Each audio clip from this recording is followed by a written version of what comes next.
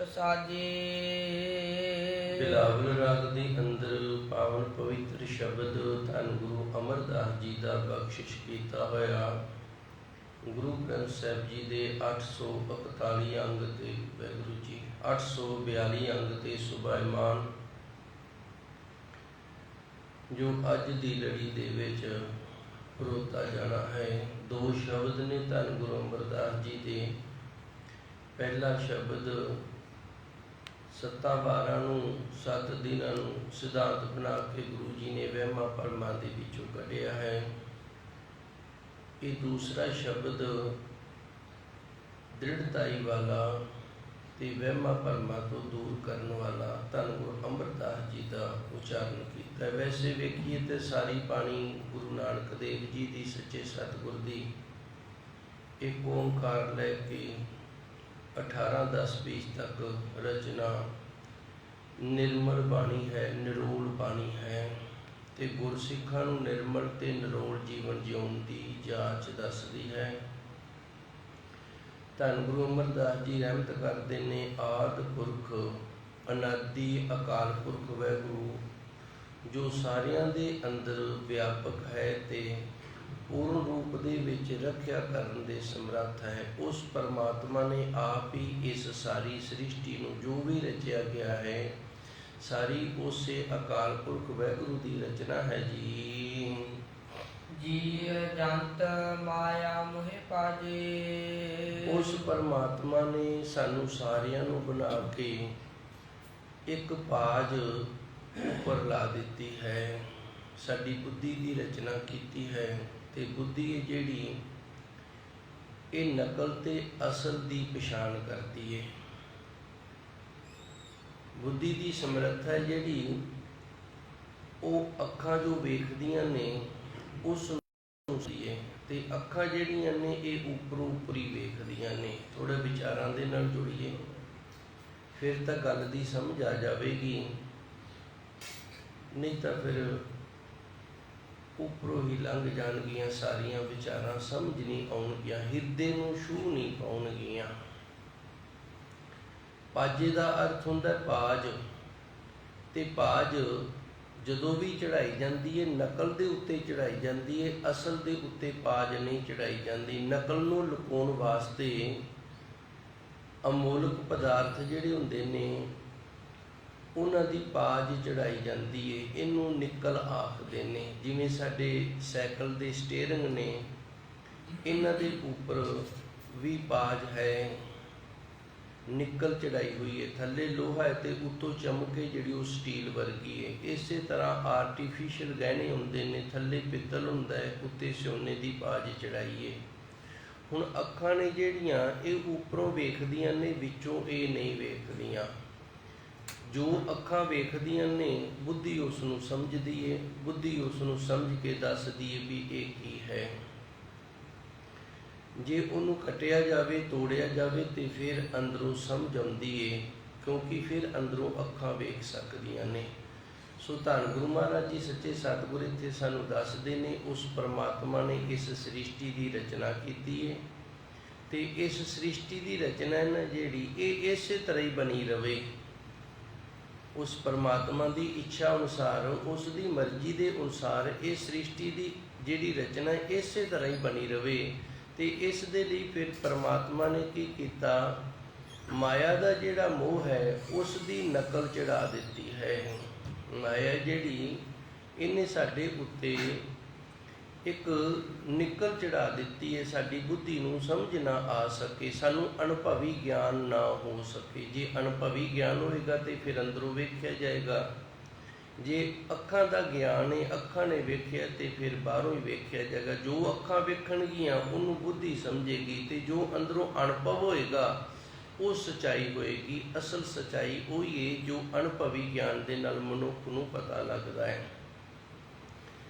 ਤੇ ਮਾਇਆ ਜਿਹੜੀ ਇਹਦੀ ਪਾਜ ਪਰਮਾਤਮਾ ਨੇ ਉਹ ਸਾਡੇ ਅਨੁਭਵੀ ਗਿਆਨ ਦੇ ਉੱਤੇ ਕਹਿ ਲਵੋ ਜਾਂ ਜੋ ਇਸ ਸੰਸਾਰ ਦੀ ਰਚਨਾ ਇਹਦੇ ਉੱਤੇ ਮਾਇਆ ਦੇ ਮੋਹ ਦੀ ਇੱਕ ਪਾਜ ਚੜਾਈ ਹੈ, ਜਿਸ ਕਰਕੇ ਅੱਖਾਂ ਨੂੰ ਅਸਲੀਅਤ ਦਾ ਨਹੀਂ ਪਤਾ ਲੱਗਦਾ। ਜਨਮ ਤੋਂ ਪਹਿਲਾਂ ਅਸੀਂ ਕਿਹੜੀ ਜੂਨ 'ਚੋਂ ਆਏ ਹਾਂ, ਕਿੱਥੇ ਸੀ, ਤੇ ਮਰਨ ਤੋਂ ਬਾਅਦ ਕਿੱਥੇ ਜਾਣਾ ਹੈ ਇਹ ਵੀ ਨਹੀਂ ਪਤਾ। ਜੰਮਣ ਤੋਂ ਪਹਿਲਾਂ ਦਾ ਸਾਨੂੰ ਕੋਈ ਗਿਆਨ ਨਹੀਂ, ਮਰਨ ਤੋਂ ਬਾਅਦ ਦਾ ਕੋਈ ਗਿਆਨ ਨਹੀਂ, ਬਸ ਇਹੀ ਪੜਦਾ ਹੈ। ਜੇ ਸਾਨੂੰ ਪਤਾ ਲੱਗ ਜਾਵੇ ਜਨਮ ਤੋਂ ਪਹਿਲਾਂ ਅਸੀਂ ਇਸ ਜੂਨ 'ਚੋਂ ਆਏ ਹਾਂ ਤੇ ਇਹਨਾਂ ਕਰਮਾਂ ਕਰਕੇ ਇਹ ਸਾਡੀ ਗਤੀ ਮੁਕਤੀ ਜੋ ਹੈ ਸਾਨੂੰ ਪ੍ਰਾਪਤ ਨਹੀਂ ਹੋ ਰਹੀ, ਮਰਨ ਬਾਅਦ ਸਾਨੂੰ ਇਸ ਤਰ੍ਹਾਂ ਦਾ ਜੀਵਨ ਫਿਰ ਭੋਗਣਾ ਪੈਣਾ ਤੇ ਫਿਰ ਮਨੁੱਖ ਜਿਹੜਾ ਇਹ ਪਰਮਾਤਮਾ ਦੇ ਨਾਲ ਜੁੜ ਜਾਵੇ, ਇਹ ਪੜਦਾ ਉਸ ਵਾਹਿਗੁਰੂ ਨੇ ਸਾਡੇ ਉੱਤੇ ਪਾਇਆ ਹੋਇਆ ਹੈ। ਤੇ ਸਾਰਾ ਜੋ ਸੰਸਾਰ ਹੈ, ਜੋ ਸੱਚਾਈ ਹੈ, ਸੱਚ ਸਰੂਪ ਹੈ, ਤੱਤ ਹੈ, ਜੋ ਅਸਲੀਅਤ ਹੈ, ਜੋ ਉਹਦੇ ਉੱਤੇ ਮਾਇਆ ਦੀ ਨਕਲ ਚੜਾਈ ਹੋਈ ਹੈ। ਇਹ ਮਾਇਆ ਕੀ ਹੈ? ਇਹ ਵੀ ਧੰਨ ਗੁਰੂ ਅਮਰਦਾਸ ਜੀ ਧੰਨ ਗੁਰਬਾਣੀ ਦੇ ਵਿੱਚ ਦੱਸਦੇ ਨੇ, ਇਹ ਮਾਇਆ ਜਿਤ ਹਰ ਵਿਸਰੈ।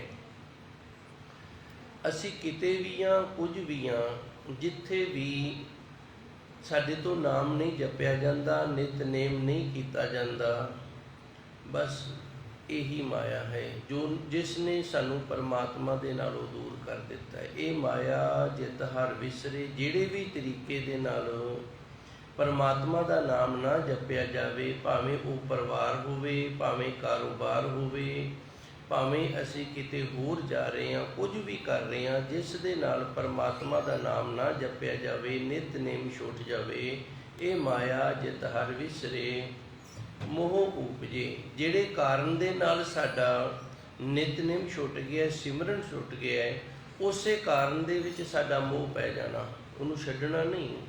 ਸਾਨੂੰ ਸਮਝ ਨਹੀਂ ਨਾ, ਇਹੀ ਤਾਂ ਫਿਰ ਪੜਦਾ ਹੈ। ਸਾਨੂੰ ਸਮਝ ਨਹੀਂ ਵੀ ਇਸ ਕਾਰਨ ਕਰਕੇ ਸਾਡੇ ਤੋਂ ਨਿਤਨੇਮ ਨਹੀਂ ਹੋ ਰਿਹਾ, ਇਸ ਕਾਰਨ ਕਰਕੇ ਸਾਡੇ ਤੋਂ ਸਿਮਰਨ ਨਹੀਂ ਹੋ ਰਿਹਾ, ਇਸ ਕਰਕੇ ਸਾਡੇ ਮਨ ਦੀ ਇਕਾਗਰਤਾ ਹੀ ਨਹੀਂ ਬਣ ਰਹੀ। ਉਸ ਗੱਲ ਦੀ ਸਾਨੂੰ ਸਮਝ ਵੀ ਨਾ ਆ ਸਕੇ ਤੇ ਫਿਰ ਪਰਮਾਤਮਾ ਨੇ ਸਾਨੂੰ ਉਹਦੇ ਵਿੱਚ ਮੋਹ ਪਾ ਦਿੱਤਾ ਹੈ। ਇਹ ਮਾਇਆ ਜਿਤ ਹਰ ਵਿਸਰੇ ਮੋਹ ਉਪਜੇ, ਉਹਦੇ ਨਾਲ ਸਾਨੂੰ ਮੋਹ ਗਿਆ। ਭਾਉ ਦੂਜਾ ਲਾਇਆ ਤੇ ਪਰਮਾਤਮਾ ਵਾਲੀ ਜਿਹੜੀ ਅੰਦਰ ਦੀ ਭਾਵਨਾ ਉਹ ਵੀ ਖਤਮ ਹੋ ਜਾਵੇ। ਭਾਵਨਾ ਵੀ ਜਿਹੜੀ ਹੈ ਉਹ ਫਿਰ ਜਾਂ ਪਰਿਵਾਰ ਦੀ ਭਾਵਨਾ ਵਾਲੇ ਬਣ ਜਾਈਏ ਜਾਂ ਕਾਰੋਬਾਰ ਦੀ ਭਾਵਨਾ ਵਾਲੇ ਬਣ ਜਾਈਏ, ਬਸ ਇਸੇ ਦਾ ਨਾਮ ਆਇਆ। ਸੋ ਧੰਨ ਗੁਰੂ ਮਹਾਰਾਜ ਜੀ ਰਹਿਮਤ ਕਰਦੇ ਨੇ, ਆਦਿ ਪੁਰਖ ਆਪੇ ਸ੍ਰਿਸ਼ਟ ਸਾਜੀ, ਉਸ ਪਰਮਾਤਮਾ ਨੇ ਆਪ ਹੀ ਸ੍ਰਿਸ਼ਟ ਸਾਜੀਏ। ਤੇ ਫਿਰ ਮਾਇਆ ਨੇ ਕੀ ਕੀਤਾ, ਸਾਡੇ ਅੰਦਰ ਇੱਕ ਇਸ ਤਰ੍ਹਾਂ ਦਾ ਪਰਦਾ ਪਾ ਦਿੱਤਾ ਹੈ ਵੀ ਅੱਜ ਐਤਵਾਰ ਹੈ, ਅੱਜ ਸੋਮਵਾਰ ਹੈ, ਅੱਜ ਮੰਗਲਵਾਰ ਹੈ, ਅੱਜ ਤੂੰ ਆਹ ਕਰਨਾ ਹੈ, ਆਹ ਨਹੀਂ ਕਰਨਾ। ਰੱਬ ਨਾਲੋਂ ਟੁੱਟ ਗਏ ਆ, ਭਾਵਨਾ ਦਿਨਾਂ ਦੀ ਆ ਗਈ ਹੈ। ਪਰਮਾਤਮਾ ਦੇ ਨਾਲੋਂ ਭਾਵਨਾ ਨੂੰ, ਵਾਹਿਗੁਰੂ ਜੀ ਦਿਨਾਂ ਨੂੰ ਅਸੀਂ ਜ਼ਿਆਦਾ ਚੰਗਾ ਸਮਝਣ ਲੱਗ ਗਏ ਹਾਂ ਵੀ ਇਹ ਮੰਗਲਵਾਰ ਹੈ, ਮੰਗਲਵਾਰ ਨੇ ਤਾਂ ਅੱਜ ਕੰਮ ਹੀ ਨਹੀਂ ਹੋਣ ਦੇਣਾ। ਪਰਮਾਤਮਾ ਤਾਂ ਫਿਰ ਪਿੱਛੇ ਰਹਿ ਗਿਆ ਨਾ। ਪਰਮਾਤਮਾ ਨੂੰ ਤਾਂ ਅਸੀਂ ਪਾਸੇ ਕਰ ਦਿੱਤਾ ਵੀ ਤੂੰ ਕੀ ਕਰਨ ਜੋਗਾ ਹੈ, ਕਰਨਾ ਹੈ ਜੋ ਕੁਝ ਮੰਗਲਵਾਰ ਨੇ ਕਰਨਾ ਹੈ। ਇਹ ਬਸ ਦੂਜੀ ਭਾਵਨਾ ਬਣ ਗਈ ਸਾਡੇ। ਅਸੀਂ ਭਾਵ ਕਰਕੇ ਦਿਨ ਦੇ ਨਾਲ ਜੁੜ ਗਏ ਹਾਂ, ਦੂਜੇ ਭਾਈ ਇਹ ਦੂਜੀ ਭਾਵਨਾ ਹੈ। ਜੀ ਜੰਤ ਜਿਤਨੇ ਵੀ ਉਸ ਵਾਹਿਗੁਰੂ ਨੇ ਪੈਦਾ ਕੀਤੇ ਨੇ, ਇਹਨਾਂ ਦੇ ਅੰਦਰ ਮਾਇਆ ਤੇ ਮੋਹ ਦੀ ਉਸ ਵਾਹਿਗੁਰੂ ਨੇ ਪਾਜ ਭਰੀ ਹੋਈ ਹੈ, ਜਿਸ ਕਰਕੇ ਸਾਨੂੰ ਸੱਚ ਦਾ ਗਿਆਨ ਨਹੀਂ ਆ ਰਿਹਾ, ਸੱਚ ਦੀ ਸੋਝੀ ਨਹੀਂ ਆ ਰਹੀ ਹੈ ਜੀ। ਦੂਜੇ ਭਾਏ ਪਰਪੰਚ ਲਾਗੇ। ਪਰਪੰਚ ਕਹਿੰਦੇ ਨੇ ਛਲ ਨੂੰ। ਛਲ ਕੀ ਹੈ? ਇਹੀ ਛਲ ਹੈ ਸਾਨੂੰ ਜੰਮਣ ਤੋਂ ਪਹਿਲਾਂ ਦਾ ਜਿਹੜਾ ਜੀਵਨ ਸੀ ਉਹਦਾ ਕੋਈ ਗਿਆਨ ਨਹੀਂ, ਇਹੀ ਛਲ ਹੈ। ਇਹ ਸਾਡੇ ਨਾਲ ਧੋਖਾ ਹੋ ਰਿਹਾ। ਮਰਨ ਤੋਂ ਬਾਅਦ ਦਾ ਵੀ ਸਾਨੂੰ ਕੋਈ ਗਿਆਨ ਨਹੀਂ, ਕਿੱਥੇ ਜਾਣਾ ਹੈ ਤੇ ਕੀ ਹੋਣਾ ਹੈ, ਇਹ ਧੋਖਾ ਹੋ ਰਿਹਾ। ਦੂਜੇ ਪਾਏ ਜਦੋਂ ਅਸੀਂ ਕਿਸੇ ਹੋਰ ਚੀਜ਼ ਦੀ ਭਾਵਨਾ ਬਣਾ ਕੇ ਉਸ ਦੇ ਨਾਲ ਜੁੜ ਗਏ ਹਾਂ ਤੇ ਫਿਰ ਪਰਮਾਤਮਾ ਦੀ ਭਾਵਨਾ ਵਾਲੇ ਨਹੀਂ ਰਹੇ, ਇਸ ਕਰਕੇ ਇਹ ਛਲ ਜਿਹੜਾ ਇਹਦੇ ਜਕੜੇ ਦੇ ਵਿੱਚ ਅਸੀਂ ਜਕੜੇ ਗਏ ਹਾਂ। ਦੂਜੇ ਪਾਏ ਪਰਪੰਚ ਲੱਗ ਗਏ, ਭਾਵਨਾ ਬਦਲ ਗਈ ਤੇ ਛਲ ਜਿਹੜਾ ਇਹਨੂੰ ਅਸੀਂ ਨਹੀਂ ਸਮਝ ਪਾਏ, ਇਸ ਪਾਸੇ ਹੀ ਅਸੀਂ ਜੁੜ ਗਏ ਹਾਂ, ਲੱਗ ਗਏ ਹਾਂ ਜੀ। ਆਗ ਹੈ ਜਾਗ ਹੈ ਮਰਹਿ ਭਾਗੇ। ਇਹ ਮਾੜੇ ਭਾਗਾਂ ਦੀ ਨਿਸ਼ਾਨੀ ਹੈ। ਅਭਾਗੇ ਦਾ ਅਰਥ ਹੁੰਦਾ ਮਾੜੇ ਭਾਗ, ਮਾੜੇ ਕਰਮ। ਇਹ ਮਾੜੇ ਕਰਮਾਂ ਦੀ, ਮਾੜੇ ਭਾਗਾਂ ਦੀ ਨਿਸ਼ਾਨੀ ਹੈ। ਇਹਦੇ ਕਰਕੇ ਹੀ ਅਸੀਂ ਆਉਂਦੇ ਜਾਂਦੇ ਤੇ ਜੰਮਦੇ ਮਰਦੇ ਹਾਂ। ਇੱਕ ਪੁਰਾਣੀ ਹੈ, ਉਹਨੇ ਆਪਣੇ ਜੀਵਨ ਦੇ ਵਿੱਚ ਭਾਵਨਾ ਬਣਾ ਲਈ ਭਈ ਮੈਂ ਵਸਤਰ ਨਹੀਂ ਧਾਰਨ ਕਰਨੇ, ਦਿਗੰਬਰੀ ਹੋ ਜਾਣਾ ਹੈ ਤੇ ਦਿਗੰਬਰੀ ਹੋ ਕੇ ਹੀ ਪਰਮਾਤਮਾ ਨੂੰ, ਇਸ ਮਾਇਆ ਦੇ ਪਰਦੇ ਨੂੰ ਤੋੜਨਾ ਹੈ ਤੇ ਫਿਰ ਪਰਮਾਤਮਾ ਦੀ ਉਹ ਬਰਾਬਰੀ ਕਰਨ ਲੱਗ ਗਏ ਹੈ। ਉਹਦੇ ਤੋਂ ਇਹ ਮਾਇਆ ਦਾ ਪਰਦਾ ਨਹੀਂ ਟੁੱਟੇਗਾ, ਕਿਤਨਾ ਮਰਜ਼ੀ ਯਤਨ ਕਰ ਲਵੇ। ਕੋਈ ਪ੍ਰਾਣੀ ਉਹ ਕਹਿੰਦਾ ਮੈਂ ਭੁੱਖਾ ਰਹਿ ਕੇ ਇਹ ਮਾਇਆ ਦਾ ਪਰਦਾ ਤੋੜ ਦੇਣਾ ਤੇ ਨਹੀਂ ਟੁੱਟੇਗਾ, ਇਹ ਪਾਜ ਨਹੀਂ ਲਵੇਗੀ। ਕਿਉਂ ਨਹੀਂ ਲਵੇਗੀ? ਉਹ ਬਰਾਬਰੀ ਕਰ ਰਿਹਾ ਪਰਮਾਤਮਾ ਦੀ।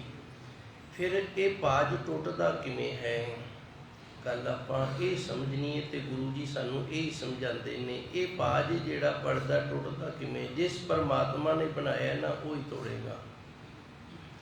ਜਿਸ ਵਾਹਿਗੁਰੂ ਨੇ ਬਣਾਇਆ ਹੈ, ਜਿਸ ਵਾਹਿਗੁਰੂ ਨੇ ਇਹ ਪ੍ਰਪੰਚ ਰਚਿਆ ਹੈ, ਉਸੇ ਦੇ ਚਰਨਾਂ ਦੇ ਨਾਲ ਜੁੜ ਜਾਈਏ ਤੇ ਨਿਮਾਣੇ ਨਿਤਾਣੇ ਹੋ ਜਾਈਏ। ਅੰਦਰ ਹੰਕਾਰ ਨਾ ਹੋਵੇ ਵੀ ਮੈਂ ਇਸ ਤਰੀਕੇ ਦੇ ਨਾਲ। ਤਾਂ ਹੀ ਤਾਂ ਧੰਨ ਗੁਰੂ ਨਾਨਕ ਦੇਵ ਜੀ ਨੇ ਸਾਨੂੰ ਹੱਠ ਯੋਗ ਵਾਲੇ ਪਾਸਿਓਂ ਮੋੜਿਆ ਹੈ ਵੀ ਹੱਠ ਯੋਗ ਹੈ ਨਾ ਜਿਹੜਾ, ਇਹ ਪਰਮਾਤਮਾ ਦੇ ਨਾਲ ਅਸੀਂ ਮੁਕਾਬਲਾ ਕਰਦੇ ਹਾਂ ਵੀ ਤੂੰ ਆਹ ਪਰਦਾ ਪਾਇਆ ਹੈ ਤੇ ਅਸੀਂ ਇਹ ਪਰਦਾ ਤੋੜ ਦਿੱਤਾ ਹੈ। ਤੇ ਉਸ ਪਰਮਾਤਮਾ ਦੀ ਬਰਾਬਰੀ ਅਸੀਂ ਨਹੀਂ ਕਰ ਸਕਦੇ, ਉਸ ਦਾ ਮੁਕਾਬਲਾ ਨਹੀਂ ਕਰ ਸਕਦੇ। ਕਿਉਂ ਨਹੀਂ ਕਰ ਸਕਦੇ? ਉਸ ਦੇ ਅਸੀਂ ਬਣਾਏ ਹੋਏ ਹਾਂ। ਪਿਤਾ ਕਾ ਜਨਮ ਕੇ ਜਾਣੇ ਭੂਤ, ਸਗਲ ਪੁਰੋਈ ਆਪਣੇ ਸੂਤ। ਹੁਣ ਬੱਚੇ ਨੂੰ ਕੀ ਪਤਾ ਹੁੰਦਾ ਹੈ ਕਿ ਮੇਰੇ ਪਿਓ ਦਾ ਪਿਛਲਾ ਜਨਮ ਹੈ, ਜੀਵਨ ਹੈ ਜਿਹੜਾ ਉਹ ਕਿਸ ਤਰ੍ਹਾਂ ਦਾ ਹੈ। ਨਿੱਕਾ ਹੁੰਦਾ ਕਿਵੇਂ ਖੇਡਦਾ ਸੀ, ਕਿੰਨੀਆਂ ਕੁ ਸ਼ਰਾਰਤਾਂ ਕਰਦਾ ਸੀ। ਅੱਜ ਪਿਓ ਬਣ ਗਿਆ, ਸਿਆਣਾ ਹੋ ਗਿਆ, ਪਰ ਇਹਦਾ ਬਚਪਨ ਹੈ ਜਿਹੜਾ ਉਹ ਕਿਸ ਤਰ੍ਹਾਂ ਦਾ ਸੀ। ਜੇ ਬੱਚੇ ਨੂੰ ਪਤਾ ਹੋਵੇ ਨਾ ਵੀ ਮੇਰੇ ਡੈਡੀ ਦਾ ਜੀਵਨ ਇਸ ਤਰ੍ਹਾਂ ਦਾ ਸੀ, ਤੇ ਜਦੋਂ ਅਸੀਂ ਬੱਚੇ ਨੂੰ ਘੂਰਦੇ ਹਾਂ ਨਾ ਵੀ ਤੂੰ ਆਹ ਕੰਮ ਨਾ ਕਰ, ਤੇ ਬੱਚਾ ਸਾਨੂੰ ਅੱਗੋਂ ਕਹਿ ਸਕਦਾ ਹੈ ਵੀ ਤੁਸੀਂ ਵੀ ਤਾਂ ਇਸੇ ਤਰ੍ਹਾਂ ਹੀ ਕਰਦੇ ਰਹੇ ਸੀ ਨਾ, ਆਹ ਵੇਖੋ ਮੈਨੂੰ ਪਤਾ ਹੈ।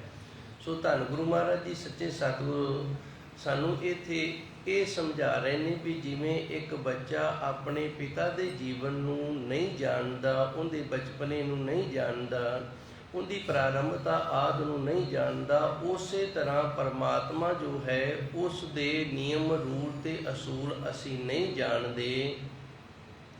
ਜਦੋਂ ਅਸੀਂ ਜਾਣਦੇ ਨਹੀਂ ਤੇ ਉਸ ਪਰਮਾਤਮਾ ਅਕਾਲ ਪੁਰਖ ਵਾਹਿਗੁਰੂ ਨੇ ਫਿਰ ਜੋ ਪਰਦਾ ਪਾਇਆ ਹੋਇਆ ਹੈ ਉਸ ਦੇ ਅੱਗੇ ਹੀ ਅਸੀਂ ਰਜੋਈਆਂ ਕਰੀਏ, ਉਸ ਦੇ ਅੱਗੇ ਅਰਦਾਸਾਂ ਕਰੀਏ, ਉਸ ਦੇ ਨਾਲ ਹੀ ਪ੍ਰੇਮ ਭਾਵ ਕਰੀਏ, ਉਸ ਦੀਆਂ ਹੀ ਮਿੰਨਤਾਂ ਤਰਲੇ ਕਰਕੇ ਤੇ ਫਿਰ ਇਹ ਪਰਦਾ ਨਾ ਜਿਹੜਾ ਮਾਇਆ ਦਾ ਪਰਪੰਚ ਜਿਹੜਾ ਛਲ ਹੋ ਰਿਹਾ ਸਾਡੇ ਨਾਲ, ਇਹ ਟੁੱਟ ਸਕਦਾ ਹੈ ਜੀ। ਸਤਿਗੁਰ ਭੇਟਿਆ ਸੋ ਜੀ ਪਾਏ। ਪਤਾ ਉਦੋਂ ਲੱਗੇਗਾ ਜਦੋਂ ਪਰਿਪੂਰਨ ਸੱਚੇ ਸਤਿਗੁਰ ਦੀ ਪ੍ਰਾਪਤੀ ਹੋਏਗੀ। ਉਸ ਤੋਂ ਪਹਿਲਾਂ ਅਸੀਂ ਸਾਰੇ ਹੀ ਭੁਲੇਖੇ ਦੇ ਵਿੱਚ ਆ, ਪਰਪੰਚ ਦੇ ਵਿੱਚ ਹਾਂ, ਅਸੀਂ ਛਲ ਦੇ ਵਿੱਚ ਹਾਂ, ਅਸੀਂ ਧੋਖੇ ਦੇ ਵਿੱਚ ਹਾਂ। ਇੱਕ ਨਿੱਕੀ ਜੀ ਵਿਚਾਰੇ ਆਪ ਸੰਗਤਾਂ ਦੇ ਨਾਲ ਸਾਂਝੀ ਕਰਨ ਲੱਗੇ ਹਾਂ। ਅਗਰ ਚੰਗੀ ਲੱਗੇ ਤਾਂ ਰੱਖ ਲਿਓ, ਨਾ ਚੰਗੀ ਲੱਗੇ ਤਾਂ ਮੈਨੂੰ ਵਾਪਸ ਕਰ ਦੇਣੀ, ਲੈ ਕੇ ਨਹੀਂ ਜਾਣੀ। ਆਪਾਂ ਹਰ ਰੋਜ਼ ਅਰਦਾਸ ਕਰਦੇ ਹਾਂ। ਇਹ ਵਿਚਾਰ ਤੋਂ ਪਹਿਲਾਂ ਮੈਂ ਆਪ ਜੀ ਨੂੰ ਇੱਕ ਹੋਰ ਵਿਚਾਰ ਦੱਸਾਂ। ਸਿੱਖ ਧਰਮ ਨੂੰ ਹਿੰਦੂ ਤੋਂ ਖਤਰਾ ਨਹੀਂ, ਹਿੰਦੂ ਸਾਡਾ ਕੁਝ ਨਹੀਂ ਵਿਗਾੜ ਸਕਦੇ। ਸਿੱਖ ਧਰਮ ਨੂੰ ਮੁਸਲਮਾਨਾਂ ਤੋਂ ਵੀ ਖਤਰਾ ਨਹੀਂ, ਉਹ ਵੀ ਸਾਡਾ ਕੁਝ ਨਹੀਂ ਵਿਗਾੜ ਸਕਦੇ। ਈਸਾਈ ਧਰਮ ਤੋਂ ਵੀ ਖਤਰਾ ਨਹੀਂ ਸਿੱਖ ਧਰਮ ਨੂੰ, ਉਹ ਵੀ ਸਾਡਾ ਕੁਝ ਨਹੀਂ ਵਿਗਾੜ ਸਕਦੇ। ਫਿਰ ਖਤਰਾ ਕਿਹਦੇ ਤੋਂ ਹੈ? ਸਿੱਖ ਧਰਮ ਨੂੰ ਉਸ ਸਿੱਖ ਤੋਂ ਖਤਰਾ ਹੈ ਜਿਹੜਾ ਨਾ ਤਾਂ ਪੂਰਨ ਰੂਪ ਦੇ ਵਿੱਚ ਵਿਦਵਾਨ ਨੇ ਸੋਝੀ ਹੈ ਤੇ ਨਾ ਹੀ ਅਨਪੜ੍ਹ ਹੈ, ਅੱਧ ਵਿਚਾਲਾ ਜਿੰਦਾ, ਉਹਦੇ ਤੋਂ ਖਤਰਾ ਹੈ। ਕਿਉਂ ਖਤਰਾ ਹੈ? ਕਿਉਂਕਿ ਉਹਨੇ ਸਮਾਜ ਦੇ ਵਿੱਚ ਵਿਚਰਨਾ ਹੈ, ਸਮਾਜ ਦਾ ਉਹਨੇ ਆਗੂ ਬਣ ਕੇ ਚੱਲਣਾ ਹੈ, ਤੇ ਸਮਾਜ ਦੀ ਜਿਹੜੀ ਸੰਗਤ ਹੈ ਜਿਹੜੀ ਉਹਦੇ ਵਚਨਾਂ ਦੇ ਉੱਤੇ ਦ੍ਰਿੜ ਹੁੰਦੀ ਜਾਏਗੀ। ਉਹਨੂੰ ਆਪ ਨੂੰ ਗਿਆਨ ਨਹੀਂ, ਆਪ ਨੂੰ ਸੋਝੀ ਨਹੀਂ, ਤੇ ਜਿਵੇਂ ਆਪ ਉਹ ਹਨੇਰੇ 'ਚ ਤੁਰਿਆ ਫਿਰਦਾ ਉਵੇਂ ਸੰਗਤ ਨੂੰ ਵੀ ਨਾਲ ਹਨੇਰੇ 'ਚ ਹੀ ਤੋਰੀ ਫਿਰੇਗਾ। ਫਿਰ ਖਤਰਾ ਸਾਨੂੰ ਉਹਨਾਂ ਪ੍ਰਾਣੀਆਂ ਤੋਂ, ਉਹਨਾਂ ਮਨੁੱਖਾਂ ਤੋਂ ਜਿਨ੍ਹਾਂ ਨੂੰ ਪੂਰਨ ਰੂਪ ਦੇ ਵਿੱਚ ਗਿਆਨ ਨਹੀਂ। ਆਪ ਜੀ ਨੂੰ ਮੈਂ ਇੱਕ ਸਬੂਤ ਦਿੰਦਾ, ਇੱਕ ਪ੍ਰਮਾਣ ਦਿੰਦਾ। ਵੇਖੋ ਆਪਾਂ ਹਰ ਰੋਜ਼ ਅਰਦਾਸ ਕਰਦੇ ਹਾਂ ਨਾ, ਬਖਸ਼ੋ ਜੀ ਸਿੱਖਾਂ ਨੂੰ ਸਿੱਖੀ ਦਾਨ, ਬਖਸ਼ੋ ਜੀ ਸਿੱਖਾਂ ਨੂੰ ਸਿੱਖੀ ਦਾਨ। ਇਹ ਦਾਨ ਮੰਗ ਲਿਆ ਸੀ ਗੁਰੂ ਤੋਂ। ਤੇ ਦੂਜਾ ਸ਼ਬਦ ਹੁੰਦਾ ਹੈ ਰਹਿਤ ਦਾਨ। ਉਹਨੂੰ ਅੱਜ ਕੱਲ੍ਹ ਦੇ ਜਿਹੜੇ ਘੱਟ ਪੜ੍ਹੇ ਗ੍ਰੰਥੀ ਸਿੰਘ ਜਾਂ ਹੋਰ ਨੇ ਉਹ ਆਖਦੇ ਨੇ ਰਹਿਤ ਦਾਨ। ਇਹ ਰਹਿਤ ਦਾਨ ਇੱਥੇ ਪੁਰਾਣੀਆਂ ਗੁਟਕੇ ਸੇ ਪੁਰਾਣੀਆਂ ਅਰਦਾਸਾਂ ਦੇ ਵਿੱਚ ਨਹੀਂ ਗੇ। ਇੱਥੇ ਰਹਿਤ ਦਾਨ, ਰਾਰਾ ਯਈਆ ਤੇ ਤੱਤਾ। ਹੁਣ ਰਹਿਤ ਤੇ ਰਹਿਤ ਦੇ ਵਿੱਚ ਕੀ ਫਰਕ ਹੈ? ਜਿਹਨੂੰ ਫਰਕ ਦਾ ਪਤਾ ਹੈ ਉਹ ਰਹਿਤ ਨਹੀਂ ਆਖੇਗਾ, ਉਹ ਰਹਿਤ ਆਖੇਗਾ।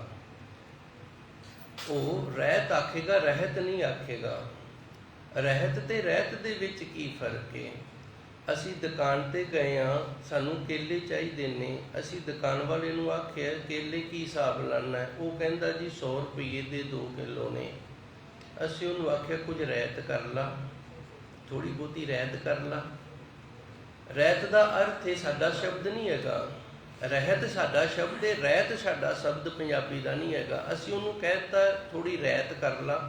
ਰਹਿਤ ਦਾ ਅਰਥ ਹੁੰਦਾ ਹੈ ਵੀ ਤੇਰਾ ਜਿਹੜਾ ਹੱਕ ਹੈ ਨਾ ਉਹ ਸਾਨੂੰ ਨਾ ਦਈ। ਤੇਰੀ ਵੀ ਰੇੜੀ ਹੈ, ਤੇਰੀ ਵੀ ਗਰੀਬ ਮਾਰ ਨਾ ਹੋਵੇ, ਤੇ ਸਾਡੇ ਵੱਲ ਵੀ ਵੇਖ, ਅਸੀਂ ਵੀ ਤੇਰੇ ਵਰਗੀ ਹਾਂ। ਰਹਿਤ ਦਾ ਅਰਥ ਹੁੰਦਾ ਹੈ ਤੇਰਾ ਜਿਹੜਾ ਹੱਕ ਹੈ ਨਾ ਉਹ ਨਾ ਸਾਨੂੰ ਦਈ, ਤੇ ਸਾਡੇ ਵੱਲ ਵੀ ਵੇਖ ਲਾ, ਅਸੀਂ ਵੀ ਤੇਰੇ ਵਰਗੇ ਗਰੀਬ ਹਾਂ ਤੇ ਸਾਡਾ ਵੀ ਹੱਕ ਨਾ ਮਾਰੀ। ਰਹਿਤ ਦਾ ਅਰਥ ਇਹ ਹੁੰਦਾ ਜੇ। ਤੇ ਅਸੀਂ ਫਿਰ ਇਹ ਰਹਿਤ ਦਾਨ ਗੁਰੂ ਤੋਂ ਕਿਉਂ ਮੰਗਦੇ ਹਾਂ? ਮੇਰੇ ਕਰਮਾਂ ਦੇ ਵਿੱਚ ਲਿਖਿਆ ਮੇਰੀ ਲੱਤ ਟੁੱਟਣੀ ਹੈ, ਮੇਰੇ ਕਰਮਾਂ ਦੇ ਵਿੱਚ ਲਿਖਿਆ ਹੈ ਮੇਰੇ ਸੱਟ ਵੱਜਣੀ ਹੈ, ਤੇ ਉਹ ਸੱਟ ਇਤਨੀ ਜ਼ਿਆਦਾ ਵੱਜਣੀ ਹੈ ਕਿ ਮੇਰੀ ਲੱਤ ਦਾ ਨੁਕਸਾਨ ਹੋ ਜਾਣਾ, ਲੱਤ ਟੁੱਟ ਜਾਣੀ। ਗੁਰੂ ਕਿਰਪਾ ਰੱਖੇ, ਸੱਚੇ ਸਤਿਗੁਰ ਦੀ ਹਜ਼ੂਰੀ 'ਚ ਬੈਠੇ ਹਾਂ, ਆਪੇ ਹੀ ਸ਼ਬਦ ਆਏ ਨੇ। ਗੁਰੂ ਮਹਾਰਾਜ ਜੀ ਕਿਰਪਾ ਹੀ ਰੱਖਣ। ਅਸੀਂ ਵੀ ਗੁਰੂ ਜੀ ਤੋਂ ਅੱਜ ਰਹਿਤ ਮੰਗ ਲਈਏ। ਰਹਿਤ ਦਾ ਅਰਥ ਹੈ ਸੱਚੇ ਸਤਿਗੁਰ ਜੀ, ਜੋ ਦੁੱਖ ਮੇਰੇ ਕਰਮਾਂ ਦੇ ਵਿੱਚ ਲਿਖਿਆ ਨਾ ਉਹ ਟਾਲਿਆ ਨਹੀਂ ਜਾਣਾ। ਲੇਖ ਨਾ ਮਿਟੀ ਹੈ ਸਖੀ ਜੋ ਲਿਖਿਆ ਕਰਤਾਰ। ਤੇ ਅੱਗੇ ਦੂਸਰੀ ਪੌੜੀ ਦੇ ਵਿੱਚ ਵੀ ਹੈ ਮਸਤਕ ਲਿਖਿਆ ਲੇਖ, ਜਿਹੜਾ ਮੱਥੇ ਦੇ ਵਿੱਚ ਲਿਖਿਆ ਹੋਣਾ ਹੀ ਹੋਣਾ ਹੈ। ਤੇ ਫਿਰ ਅਸੀਂ ਗੁਰੂ ਨੂੰ ਆਖਦੇ ਸੱਚੇ ਸਤਿਗੁਰ ਜੀ ਤੇਰੀ ਕਿਰਪਾ ਦੇ ਨਾਲ ਸੱਟ ਤਾਂ ਵੱਜਣੀ ਹੈ, ਪਰ ਥੋੜ੍ਹੀ ਜਿਹੀ ਰਹਿਤ ਕਰ ਸਕਦੇ ਤੂੰ, ਥੋੜ੍ਹੀ ਜਿਹੀ ਰਹਿਤ ਤਾਂ ਕਰ। ਭਾਵ ਲੱਤ ਟੁੱਟੇ ਨਾ, ਚਲੋ ਸੱਟ ਵੱਜ ਜੇ ਕੋਈ ਗੱਲ ਨਹੀਂ। ਇਹ ਮੰਗਦੇ ਹੁੰਦੇ ਸੀ ਪੁਰਾਣੇ ਸਿੰਘ। ਜੋ ਤੇਰਾ ਹੁਕਮ ਹੈ, ਜੋ ਸਾਡੀ ਲਿਖਤ ਹੈ ਉਹ ਸਾਨੂੰ ਮਿਲਣੀ ਹੈ, ਉਹ ਨਹੀਂ ਟਲਣੀ। ਤੇ ਤੂੰ ਕਿਰਪਾ ਕਰ, ਥੋੜ੍ਹੀ ਜਿਹੀ ਰਹਿਤ ਤਾਂ ਕਰ ਦੇ। ਭਾਵ ਸਾਡੇ ਦੁੱਖ ਨੂੰ ਘਟਾ ਤਾਂ ਸਕਦਾ ਨਾ ਤੂੰ। ਤੇਰਾ ਲੇਖ ਵੀ ਪੂਰਾ ਹੋ ਜਾਵੇ, ਸੱਟ ਵੱਜਣੀ ਸਾਡੇ ਕਰਮਾਂ 'ਚ ਲਿਖੀ, ਤੇਰਾ ਲੇਖ ਵੀ ਪੂਰਾ ਹੋ ਜਾਵੇ ਤੇ ਮੈਂ ਤੇਰਾ ਗੁਰਸਿੱਖ ਹਾਂ, ਤੇਰੇ ਨਾਂ ਦੇ ਨਾਲ ਜੁੜ ਗਏ ਹਾਂ, ਤੂੰ ਕਿਰਪਾ ਕਰ, ਰਹਿਮਤ ਕਰ। ਇਹ ਮਤਭੇਦ ਕਿਉਂ ਆਇਆ? ਇਹ ਮਤਭੇਦ ਉਦੋਂ ਆਇਆ ਹੈ ਜਿਨ੍ਹਾਂ ਨੇ ਅੰਨੇ ਗੁਰੂ ਤੋਂ ਵਿਦਿਆ ਲਈ ਹੈ ਤੇ ਆਪ ਵੀ ਅੰਨੇ ਹੀ ਹਨੇਰੇ 'ਚ ਹੀ ਤੁਰੇ ਫਿਰਦੇ ਨੇ। ਮੇਰੀ ਦੁਸ਼ਮਣੀ ਨਹੀਂ ਕਿਸੇ ਨਾਲ, ਮੇਰਾ ਵੈਰ ਨਹੀਂ ਕਿਸੇ ਨਾਲ, ਪਰ ਉਦੋਂ ਦੁੱਖ ਹੁੰਦਾ ਹੈ ਜਦੋਂ ਸੰਗਤ ਨੂੰ ਪੁੱਠੇ ਪਾਸੇ ਲੈ ਕੇ ਜਾਂਦੇ ਨੇ। ਗੱਲ ਦਾ ਆਪ ਨੂੰ ਪਤਾ ਨਹੀਂ, ਮੰਨਣੀ ਵੀ ਨਹੀਂ, ਆਪ ਨੂੰ ਵੀ ਨਹੀਂ ਪਤਾ, ਮੰਨਣੀ ਵੀ ਨਹੀਂ।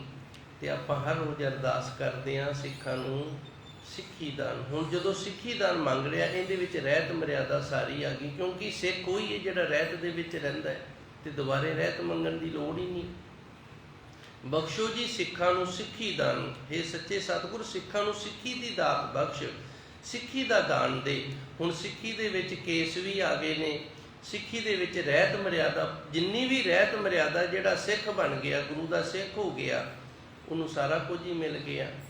ਤੇ ਰਹਿਤ ਦਾਨ ਸਾਡੇ ਤੇ ਰਹਿਮ ਵੀ ਕਰ, ਕਿਰਪਾ ਕਰ। ਜਿਹੜਾ ਤੇਰਾ ਹੱਕ ਹੈ, ਜੋ ਤੇਰੀ ਲਿਖਤ ਹੈ ਉਹ ਵੀ ਪੂਰੀ ਹੋ ਜਾਵੇ। ਇਹ ਤੇਰਾ ਨਿਯਮ ਵੀ ਨਾ ਬਦਲੇ, ਤੇਰਾ ਕਾਨੂੰਨ ਵੀ ਨਾ ਬਦਲੇ, ਤੇ ਸਾਡੇ ਤੇ ਵੀ ਕਿਰਪਾ ਕਰ, ਸਾਡੇ ਤੇ ਵੀ ਰਹਿਮਤ ਕਰ। ਅਸੀਂ ਤੇਰੇ ਗੁਰਸਿੱਖ ਹਾਂ, ਤੇ ਜਿੰਨਾ ਵੀ ਬਚਾਅ ਹੁੰਦਾ ਹੈ ਉਹਨਾਂ ਸਾਡਾ ਬਚਾਅ ਰੱਖੀ।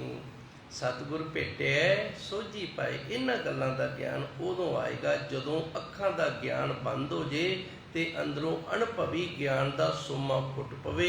ਇਹ ਕਦੋਂ ਫੁੱਟੇਗਾ? ਇਹ ਉਦੋਂ ਫੁੱਟੇਗਾ ਜਦੋਂ ਮਾਇਆ ਦੇ ਛਲ ਦੇ ਵਿੱਚ ਰਹਿੰਦਿਆਂ ਰਹਿੰਦਿਆਂ ਪ੍ਰਭੂ ਪਰਮਾਤਮਾ ਦੇ ਨਾਮ ਦੇ ਨਾਲ ਅਸੀਂ ਜੁੜ ਗਏ। ਇਹਨੇ ਵੀ ਛਲੀ ਜਾਣਾ, ਜੋਰ ਇਹਨੇ ਵੀ ਆਪਣਾ ਲਾਈ ਜਾਣਾ, ਤੇ ਅਸੀਂ ਗੁਰੂ ਦਾ ਆਸਰਾ ਲੈਣਾ। ਤੇਰੀ ਬਣਾਈ ਹੋਈ ਹੈ ਤੇ ਤੂੰ ਹੀ ਇਹਨੂੰ ਕੱਟ। ਇਹ ਮਾਇਆ ਦਾ ਪਰਦਾ, ਮਾਇਆ ਦਾ ਪਾਜ ਜਿਹੜਾ, ਇਹ ਨਿਕਲ ਮਾਇਆ ਦੀ ਜਿਹੜੀ ਚੜਾਈ ਹੋਈ ਹੈ, ਨਕਲ ਤੂੰ ਅਸਲ ਦੇ ਉੱਤੇ ਸੱਚੇ ਸਤਿਗੁਰ ਜੀ ਇਹ ਵੀ ਤੂੰ ਕਿਰਪਾ ਕਰ। ਇਹ ਤੇਰੀ ਬਣਾਈ ਹੈ ਤੇ ਤੂੰ ਹੀ ਇਹਨੂੰ ਕੱਟਣ ਵਾਲਾ ਹੈ। ਇਹ ਗੁਰੂ ਨੇ ਸਮਝਾ ਦੇਣਾ। ਇਹ ਸੋਝੀ ਗੁਰੂ ਤੋਂ ਮਿਲਣੀ ਹੈ। ਜੇ ਇਸ ਤਰ੍ਹਾਂ ਦਾ ਸੱਚਾ ਸਤਿਗੁਰ ਸਾਨੂੰ ਮਿਲ ਜਾਵੇ, ਜਿਵੇਂ ਧੰਨ ਗੁਰੂ ਗ੍ਰੰਥ ਸਾਹਿਬ ਜੀ ਸੋਝੀ ਦੇ ਰਹੇ ਨੇ, ਸਤਿਗੁਰ ਭੇਟੇ ਸੋਝੀ ਪਾਏ ਤੇ ਫਿਰ ਇਹ ਸਾਰੀਆਂ ਗੱਲਾਂ ਦਾ ਗਿਆਨ ਮਿਲਦਾ ਹੈ ਜੀ। ਪਰਪੰਚ ਚੁਕੈ ਸੱਚ ਸਮਾਏ। ਫਿਰ ਇਹ ਛਲ ਖਤਮ ਹੋ ਜਾਏਗਾ। ਇਹ ਮਾਇਆ ਨਾ ਜਿਹੜੀ ਇਹ ਚੁੱਕੇ, ਪਰਪੰਚ ਦਾ ਅਰਥ ਹੈ ਛਲ। 25 ਪ੍ਰਵਿਰਤੀਆਂ ਨੇ, 5 ਤੋਂ 1 ਤੋਂ 5 ਹੋਈਆਂ। ਸਾਚੇ ਤੇ ਪਵਣਾ ਭਇਆ, ਸੱਚ ਸਰੂਪ ਨੇ ਸਭ ਤੋਂ ਪਹਿਲਾਂ ਹਵਾ ਪੈਦਾ ਕੀਤੀ ਤੇ ਪਵਣੇ ਤੇ ਅੱਗੇ 19 ਅੰਗ ਸ੍ਰੀ ਰਾਗ ਦੇ ਅੰਦਰੇ ਤੋਂ ਕੇ ਸ਼ਬਦ ਜਿਹੜਾ ਮੈਂ ਪੜ੍ਹਿਆ, ਸਾਚੇ ਤੇ ਪਵਣਾ ਭਇਆ ਸ੍ਰੀ ਰਾਗ ਦੇ ਅੰਦਰ ਹੈ ਤੇ 19 ਅੰਗ ਤੇ ਸ਼ਬਦ ਦਰਜੇ ਖੋਲ ਕੇ ਦੇਖੋ। ਧੰਨ ਗੁਰੂ ਮਹਾਰਾਜ ਜੀ ਦੀ ਪਹਿਲਾ ਭਾਗ ਜਾਂ ਗੁਰੂ ਮਹਾਰਾਜ ਜੀ ਦੇ ਵੀ ਦਰਸ਼ਨ ਕਰਕੇ ਵੇਖ ਸਕਦੇ ਹਾਂ ਆਪਾਂ। ਇੱਕ ਤੋਂ ਸੱਚ ਤੋਂ ਹਵਾ ਹੋਈਏ, ਹਵਾ ਤੋਂ ਅੱਗੇ ਪਾਣੀ ਬਣਿਆ। ਇਸ ਤਰ੍ਹਾਂ ਇਹ 5 ਬਣ ਗਏ ਨੇ, 5 ਤੱਤ ਕਹਿ ਦਿੰਦੇ ਆ। ਫਿਰ 5 ਤੱਤਾਂ ਤੋਂ ਜਿਤਨੀ ਵੀ ਰਚਨਾ ਹੋਈ ਹੈ ਨਾ, ਇਹ 25 ਪ੍ਰਵਿਰਤੀਆਂ। ਇਹਨਾਂ ਨੂੰ ਉਦੋਂ ਸਮਝਿਆ ਜਾਏਗਾ 5 ਰੰਗ ਅੱਡ ਅੱਡ ਲੈ ਲਵੋ ਤੇ ਇੱਕ ਇੱਕ ਰੰਗ ਦੇ 5-5 ਹਿੱਸੇ ਕਰ ਦਿਓ। ਉਹਨਾਂ 5 ਹਿੱਸਿਆਂ ਚੋਂ ਇੱਕ ਹਿੱਸਾ ਪਾਸੇ ਰੱਖ ਲਓ ਤੇ ਬਾਕੀ ਜਿਹੜੇ 4 ਰੰਗ ਨੇ ਨਾ, ਉਹਨਾਂ ਦੇ ਜਿਹੜੇ ਤੁਸੀਂ 5-5 ਹਿੱਸੇ ਕੀਤੇ ਨੇ, ਇੱਕ ਇੱਕ ਰੰਗ ਉਹਨਾਂ ਦੇ ਵਿੱਚ ਮਿਲਾਉਂਦੇ ਜੋ। ਮੇਰੇ ਕੋਲ ਆ ਜਾਓ, ਬਹਿ ਜਾਓ, ਰੰਗ ਲੈ ਆਇਓ ਤੇ ਮੈਂ ਤੁਹਾਨੂੰ ਉਸ ਤਰ੍ਹਾਂ ਕਰਕੇ ਵਿਖਾ ਦਿਆਂਗਾ। ਉਹਨਾਂ ਸਾਰਿਆਂ ਨੂੰ ਮਿਲਾਓ ਤੇ ਫਿਰ ਪਤਾ ਲੱਗੇ ਬਈ ਇਸ ਤਰ੍ਹਾਂ ਛਲ ਬਣਦਾ ਹੈ, ਕੁਝ ਹੋਰ ਹੀ ਹੋ ਜਾਏਗਾ। ਪਰ ਪੰਜ ਚੁੱਕੇ ਸੱਚ ਸਮਾਏ, ਜਿਹੜਾ ਗੁਰੂ ਦਾ ਪਿਆਰਾ, ਗੁਰੂ ਦੇ ਆਸਰੇ ਦੇ ਨਾਲ ਜਿਉਣ ਦੀ ਜਾਚ ਸਿੱਖ ਲੈਂਦਾ, ਗੁਰੂ ਦੇ ਨਾਲ ਪਿਆਰ ਹੋ ਜਾਂਦਾ ਤੇ ਇਸ ਪਰਪੰਚ ਦੇ ਵਿੱਚ, ਇਸ ਛਲ ਕਪਟ ਦੇ ਵਿੱਚ ਰਹਿੰਦਾ ਹੋਇਆ ਉਸ ਪਰਮਾਤਮਾ ਦੇ ਅੱਗੇ ਜੋਦੜੀਆਂ ਕਰਦਾ ਰਹਿੰਦਾ। ਸੱਚੇ ਸਤਿਗੁਰੂ, ਮੈਂ ਚਿੱਕੜ ਦੇ ਵਿੱਚ ਡਿੱਗਿਆ ਹੋਇਆ, ਤੂੰ ਕਿਰਪਾ ਕਰ, ਇਸ ਪਰਪੰਚ ਦੇ ਚਿੱਕੜ ਦੇ ਵਿੱਚੋਂ ਮੈਨੂੰ ਕੱਢ। ਚੁੱਕੇ ਤੇ ਫਿਰ ਗੁਰੂ ਜ਼ਰੂਰ ਕੱਢੇਗਾ, ਕਿਉਂਕਿ ਅਸੀਂ ਮੰਗਦੇ ਹਾਂ ਰਹਿਤ ਦਾਨ। ਸਾਡੇ ਤੇ ਰਹਿਤ ਕਰ ਥੋੜ੍ਹੀ ਜੀ। ਆ ਪੁਰਾਣੇ ਬਜ਼ੁਰਗ ਜਦੋਂ ਜਾਂਦੇ ਨੇ ਨਾ, ਇਹਨਾਂ ਨੂੰ ਪੁੱਛੋ ਵੀ ਕਿਵੇਂ, ਜਦੋਂ ਸਬਜ਼ੀ ਭਾਜੀ ਲੈਂਦੇ ਨੇ ਕਿਵੇਂ ਜਾ ਕੇ ਉਹਨੂੰ ਆਖਦੇ ਨੇ ਥੋੜ੍ਹੀ ਜਿਹੀ ਤਾਂ ਰਹਿਤ ਕਰ, ਥੋੜ੍ਹਾ ਜਿਹਾ। ਇਹਦਾ ਅਰਥ ਹੈ ਜੇ ਤੇਰਾ ਵੀ ਨਾ ਮਰੇ, ਤੂੰ ਵੀ ਗਰੀਬੇ ਰੇਹੜੀ ਲਾਈਏ ਤੇ ਹੱਕ ਤੂੰ ਮੇਰਾ ਵੀ ਨਾ ਖਾਈ, ਮੈਂ ਵੀ ਤੇਰੇ ਵਰਗਾ, ਥੋੜ੍ਹੀ ਕਮਾਈ ਕਰ ਲਾ ਮੇਰੇ ਤੋਂ। ਪਰ ਪੰਜ ਚੁੱਕੇ, ਇਹ ਚੁੱਕ ਜਾਣਾ, ਦੂਰ ਹੋ ਜਾਣਾ। ਸੱਚ ਸਮਾਏ ਤੇ ਸੱਚ ਦੇ ਵਿੱਚ ਅਭੇਦ ਹੋ ਜਾਈਦਾ ਹੈ ਜੀ। ਜਾ ਕੈ ਮਸਤਕ ਲਿਖਿਆ ਲੇਖ। ਰਾਉ ਵਾਲੀਆਂ ਤੁਕਾਂ ਦੇ ਵਿੱਚ ਧੰਨ ਗੁਰੂ ਮਹਾਰਾਜ ਜੀ ਨੇ ਖੁਲਾਸਾ ਕਰ ਦਿੱਤਾ ਵੀ ਜਿਹੜਾ ਮੱਥੇ ਦਾ ਲਿਖਿਆ ਨਾ, ਇਹ ਮਿਟਣਾ ਨਹੀਂ, ਇਹ ਹੋਏਗਾ, ਉਵੇਂ ਹੋਏਗਾ ਜੋ ਲਿਖਤ ਬਣੀ ਹੋਈ ਹੈ ਜੀ। ਤਾਕੈ ਮਨ ਵਸਿਆ ਪ੍ਰਭ ਏਕ। ਜਿਨ੍ਹਾਂ ਨੂੰ ਇਸ ਗੱਲ ਦੀ ਸੋਝੀ ਆ ਗਈ ਹੈ, ਜਿਹੜੇ ਇਸ ਪਾਸੇ ਤੁਰ ਪਏ ਨੇ, ਉਹਨਾਂ ਗੁਰੂ ਸਵਾਰਿਆਂ ਦੇ ਮਨ ਦੇ ਵਿੱਚ ਇੱਕ ਅਕਾਲ ਪੁਰਖ ਵਾਹਿਗੁਰੂ ਨੇ ਆਣ ਕੇ ਵਾਸਾ ਕਰ ਲੈਣਾ ਹੈ। ਰਹਾਉ ਸ੍ਰਿਸ਼ਟ ਉਪਾਏ ਆਪੇ ਸਭ ਵੇਖੈ। ਵਿਸ਼ਰਾਮ ਤੋਂ ਉਪਰੰਤ ਗੁਰੂ ਮਹਾਰਾਜ ਜੀ ਰਹਿਮਤ ਕਰਦੇ ਨੇ, ਜਿਸ ਪਰਮਾਤਮਾ ਨੇ ਇਸ ਸੰਸਾਰ ਦੀ ਰਚਨਾ ਕੀਤੀ ਹੈ ਨਾ, ਉਹ ਆਪ ਸਾਨੂੰ ਸਾਰਿਆਂ ਨੂੰ ਵੇਖ ਰਿਹਾ। ਕਿਵੇਂ ਵੇਖ ਰਿਹਾ? ਕਰਮਾਂ ਦੇ ਅਨੁਸਾਰ। ਇਹਨੇ ਆਹ ਕਰਮ ਕੀਤਾ ਹੈ ਤੇ ਇਸ ਕਰਮ ਦਾ ਗਣਾ ਇਹਨੂੰ ਆਹ ਲੱਗਿਆ ਤੇ ਇਹਨੂੰ ਇਹ ਕਰਮ ਭੋਗਣਾ ਪੈਣਾ ਹੈ। ਭਾਵੇਂ ਉਹ ਮੰਗਲਵਾਰ ਤੇ ਭਾਵੇਂ ਬੁੱਧਵਾਰ ਤੇ ਭਾਵੇਂ ਵੀਰਵਾਰ ਤੇ ਭਾਵੇਂ ਸ਼ੁੱਕਰਵਾਰ, ਜਿਹੜੇ ਦਿਨ ਮਰਜ਼ੀ ਉਹ ਕਿਰਿਆ ਕਰ ਲਵੇ। ਸੀ ਕਹਿੰਦੇ ਨਾ ਬੁੱਧਵਾਰ ਕਰ ਲਓ, ਬੜਾ ਕੰਮ ਸੁੱਧ ਹੋਏਗਾ। ਨਹੀਂ, ਜੋ ਪਰਮਾਤਮਾ ਉੱਪਰ ਵੇਖਣ ਵਾਲਾ ਹੈ ਨਾ, ਉਹਨੂੰ ਵਾਰਾਂ ਦਾ ਕੋਈ ਮਤਲਬ ਹੀ ਨਹੀਂ। ਜੇ ਅਸੀਂ ਵਾਰ ਨੂੰ ਅੱਗੇ ਰੱਖਦੇ, ਉਹ ਕਹਿੰਦਾ ਚੰਗਾ ਫਿਰ ਤੂੰ ਵਾਰ ਤੋਂ ਕਰਵਾ ਲਾ ਤੇ ਮੈਂ ਆਪ ਦਾ ਜੋ ਇੱਧਰ ਲਿਖਿਆ ਉਹਦੇ ਅਨੁਸਾਰ ਚੱਲ ਪੈਣਾ, ਤੇ ਫਿਰ ਬਣਦੀ ਇਸ ਤਰ੍ਹਾਂ ਦੀ ਏ ਦੁਨੀਆ। ਫਿਰ ਮੂੰਹ 'ਚ ਉਂਗਲਾਂ ਪਾ ਕੇ ਖੜ ਜਾਂਦੀ ਏ। ਸ੍ਰਿਸ਼ਟ ਉਪਾਏ ਆਪੇ ਸਭ ਵੇਖੇ। ਉਹ ਪ੍ਰਭੂ ਪਰਮਾਤਮਾ ਜਿਸ ਨੇ ਸਾਰੇ ਸੰਸਾਰ ਦੀ ਰਚਨਾ ਕੀਤੀ, ਉਹ ਸਾਡੇ ਕਰਮਾਂ ਨੂੰ ਵੇਖ ਵੀ ਰਿਹਾ ਹੈ ਤੇ ਉਹਦੇ ਦੁਆਰਾ ਵੇਖੇ ਹੋਏ ਲਿਖੇ ਹੋਏ ਕਰਮਾਂ ਨੂੰ ਅਸੀਂ ਭੋਗ ਵੀ ਰਹੇ ਹਾਂ ਜੀ। ਕੋਈ ਨਾ ਮਿਟੈ ਤੇਰਾ ਲਿਖੈ। ਜਿਹੜਾ ਤੂੰ ਲਿਖ ਦਿੱਤਾ ਉਹਨੂੰ ਮੇਟ ਨਹੀਂ ਸਕਣਾ ਕਿਸੇ ਨੇ। ਜਿਹੜੀ ਲਿਖਤ ਹੋ ਗਈ ਨਾ, ਉਹ ਮਿਟੇਗੀ ਨਹੀਂ। ਤੇ ਫਿਰ ਅਸੀਂ ਗੁਰੂ ਘਰ ਕਿਉਂ ਆਉਂਦੇ ਹਾਂ ਜਦੋਂ ਮਿਟਣੀ ਨਹੀਂ? ਇਸ ਵਾਸਤੇ ਸਿੱਖਾਂ ਨੂੰ ਬਖਸ਼ੋ ਸਿੱਖੀ ਦਾਨ, ਰਹਿਤ ਦਾਨ। ਰਹਿਤ ਕਰਦੀ ਥੋੜ੍ਹੀ ਜੀ, ਮਿਹਰ ਕਰਦੀ। ਤੇਰੀ ਲਿਖਤ ਜਿਹੜੀ ਉਹ ਵੀ ਉਵੇਂ ਜਿਵੇਂ ਬਣੀ ਰਵੇ ਤੇ ਮੇਰਾ ਵੀ ਵਾਲ ਨਾ ਵਿੰਗਾ ਹੋਵੇ, ਇਸ ਤਰ੍ਹਾਂ ਦੀ ਕਿਰਿਆ ਬਣਾ ਦੀ। ਕਈ ਵਾਰੀ ਨਾ ਅਸੀਂ ਸੱਟ ਖਾਂਦੇ ਖਾਂਦੇ, ਡਿੱਗਦੇ ਡਿੱਗਦੇ, ਬਾਥਰੂਮ ਦੇ ਵਿੱਚ ਇਸ਼ਨਾਨ ਕਰਦੇ ਕਰਦੇ ਨਾ ਡਿੱਗਦੇ ਡਿੱਗਦੇ ਬਚ ਜਾਂਦੇ ਆ ਤੇ ਫਿਰ ਆਖਦੇ ਬੜੇ ਡਿੱਗਣ ਲੱਗੇ ਸੀ, ਗੁਰੂ ਨੇ ਕਿਰਪਾ ਕੀਤੀ। ਉਹ ਸਾਡਾ ਜੋ ਰਹਿਤ ਦਾਨ ਅਸੀਂ ਗੁਰੂ ਤੋਂ ਮੰਗਿਆ ਨਾ, ਫਿਰ ਗੁਰੂ ਨੇ ਸਾਨੂੰ ਦੇ ਦਿੱਤਾ। ਨਹੀਂ ਤਾਂ ਹੋ ਸਕਦਾ ਅਸੀਂ ਡਿੱਗ ਹੀ ਪੈਂਦੇ। ਕਈ ਵਾਰੀ ਬੜਾ ਵੱਡਾ ਨੁਕਸਾਨ ਹੁੰਦਾ ਬਚ ਜਾਂਦੇ ਆ। ਉਦੋਂ ਸਾਡੀ ਅਰਦਾਸ ਨੇ ਗੁਰੂ ਮਹਾਰਾਜ ਜੀ ਸੱਚੇ ਸਤਿਗੁਰ ਨੂੰ ਪ੍ਰੇਰ ਦਿੱਤਾ ਹੈ। ਗੁਰੂ ਮਹਾਰਾਜ ਜੀ ਤੋਂ ਇਹ ਲੈ ਲਈਏ ਰਹਿਤ, ਅਸੀਂ ਉਸ ਨੁਕਸਾਨ ਤੋਂ ਬਚ ਗਏ। ਇਸ ਵਾਸਤੇ ਜਦੋਂ ਵੀ ਅਰਦਾਸ ਕਰਦੇ ਹੋ ਨਾ, ਅੱਜ ਤੋਂ ਬਾਅਦ ਇਹ ਗੱਲ ਪੱਲੇ ਬੰਨ੍ਹ ਲਵੋ, ਜੇ ਚੰਗੀ ਲੱਗੇ, ਨਹੀਂ ਤਾਂ ਮੈਨੂੰ ਦੇ ਦਿਓ, ਮੈਂ ਆਪਣੀ ਲੈ ਕੇ ਮਰ ਜਾਵਾਂਗਾ। ਤੁਸੀਂ ਆਪਣੀ ਮਰਜ਼ੀ ਕਰੀ ਜਾਇਓ, ਲਿਖ ਅੱਗੇ ਜਾ ਕੇ ਕਰ ਲਵਾਂਗੇ। ਜੇ ਗੁਰੂ ਦੇ ਘਰ ਤੇ ਆਉਂਦੇ ਆ, ਨਹੀਂ ਤਾਂ ਫਿਰ ਗੁਰੂ ਘਰ ਆਉਣ ਦਾ ਫਾਇਦਾ ਹੀ ਕੀ। ਗੁਰੂ ਘਰ ਆਉਂਦੇ ਆ ਤੇ ਗੁਰੂ ਤੋਂ ਰਹਿਤ ਦਾਨ ਮੰਗ। ਹੇ ਸੱਚੇ ਸਤਿਗੁਰ, ਲੇਖ ਜਿਹੜੇ ਨੇ ਨਾ ਉਹ ਤਾਂ ਭੋਗਣੇ ਹੀ ਪੈਣੇ ਨੇ, ਉਹ ਤਾਂ ਉਵੇਂ ਹੋਣਗੇ, ਪਰ ਥੋੜੀ ਜਿਹੀ ਰਹਿਤ ਤਾਂ ਕਰ ਸਕਦਾ ਤੂੰ, ਕਿਰਪਾ ਕਰ ਸਾਡੇ ਤੇ। ਮਸਤਕ ਲਿਖਿਆ ਲੇਖ, ਜਿਹੜਾ ਸਾਡੇ ਮਸਤਕ ਦੇ ਵਿੱਚ ਲੇਖ ਲਿਖਿਆ, ਕੋਈ ਨਾ ਮਿਟੈ ਤੇਰੇ ਲੇਖ ਹੈ। ਤੇਰੇ ਲੇਖੇ ਲਿਖੇ ਹੋਏ ਜਿਹੜੇ ਨੇ ਨਾ, ਇਹ ਕੋਈ ਨਹੀਂ ਮੇਟ ਸਕਦਾ। ਹੁਣ ਅਗਲੀ ਤੁਕ ਦੇ ਵਿੱਚ ਵੇਖੋ ਗੁਰੂ ਜੀ ਕਿੱਡਾ ਸੋਹਣਾ ਖੁਲਾਸਾ ਕਰਦੇ ਹਨ ਜੀ।